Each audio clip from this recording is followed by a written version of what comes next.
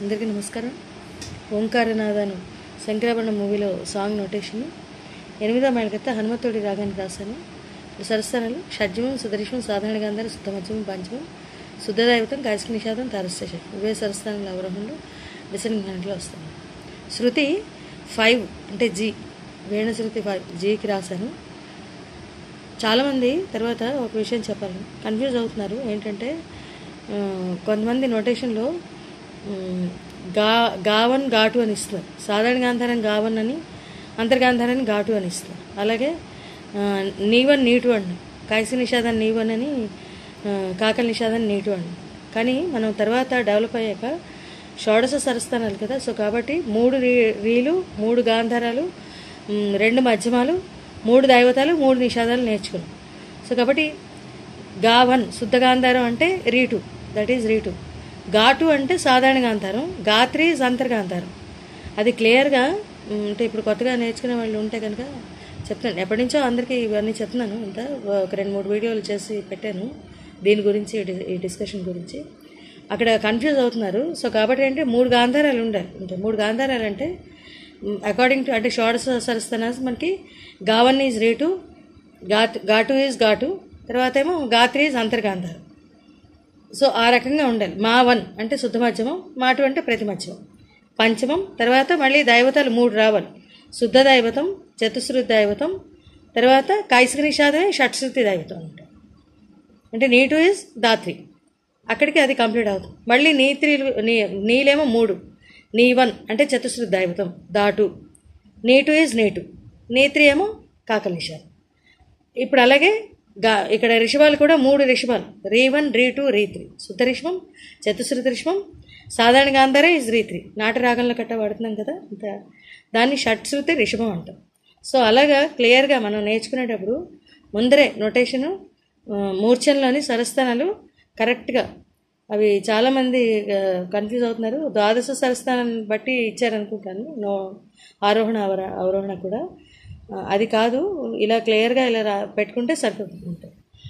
According to షోడశ స్వరస్థానాస్ 16 కదా మనకి స్వరస్థానాలు. సో కాబట్టి ఏంటంటే దాన్ని బట్టి మనం మూర్ఛలు ఎప్పటి నుంచి కూడా ముందరి నుంచి గీతాల దగ్గర నుంచి కూడా కరెక్ట్గా నేర్చుకోవాలి.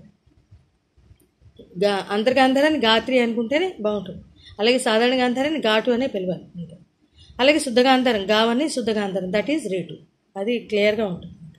అలాగే అక్కడ నిషాదాలు కూడా అంతే. ఓంకార, ఇక్కడ రిషభ నుంచి మధ్యమానికి వెళ్తాం.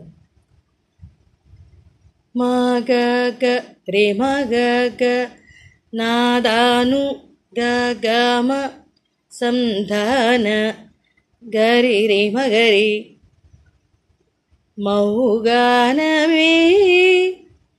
మహుగానమే రేగ గతపదని శంకర దానిద భరణము తప్పమపత శంకరాభరణము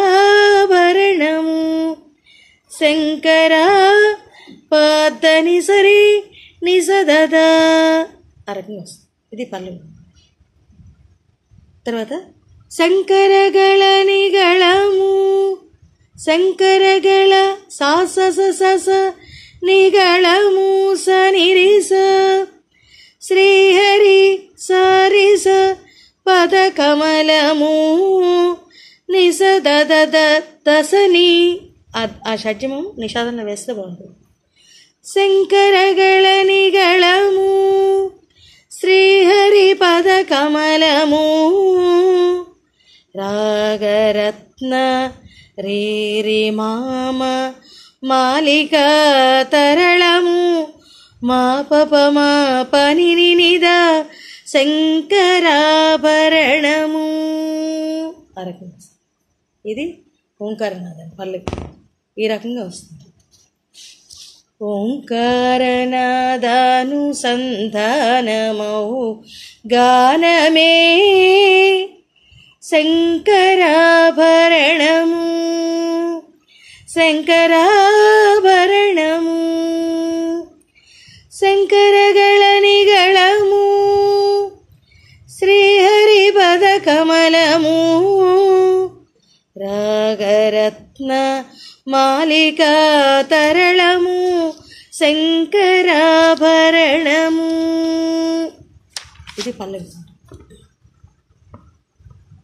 నెక్స్ట్ శారద వీణ దాత దాత రాగ దాత చంద్రికా తపపని పులకిత శారద పనిసని దపమప గాత్రము గమప తప నారద నీరద పమమ పమమ మహతి నినాద మపపమ పపనిని నాద నినాద అన్నప్పుడు నీ పంచమంలో వేసి ఆ రెండు నీళ్ళు నాద అన్న దగ్గర పంచమ నుంచి స్లైడ్ అవుతుంది. నాద నీ తలక మీటు పంచమంలోనే స్టార్ట్ అవుతుంది. నీకు వెళ్ళాక అప్పుడు మీటెక్కర్లేదు, అక్కడ పంచమంలో మీటేసి వెంటనే నిషాదానికి స్లైడ్ అవుతాం అన్నమాట.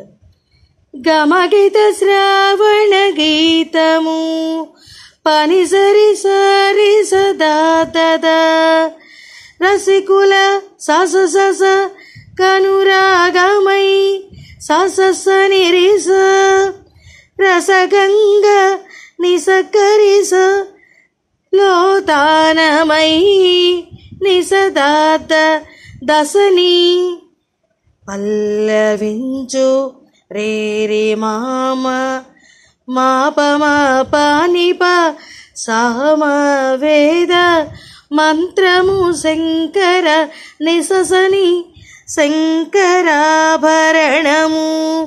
శంకర దానిద భరణము. దమపద వేయచ్చు, వేయగలిగితే దపమపద అని చెప్పు. ఒకసారి సాహిత్యం. శారద వీణ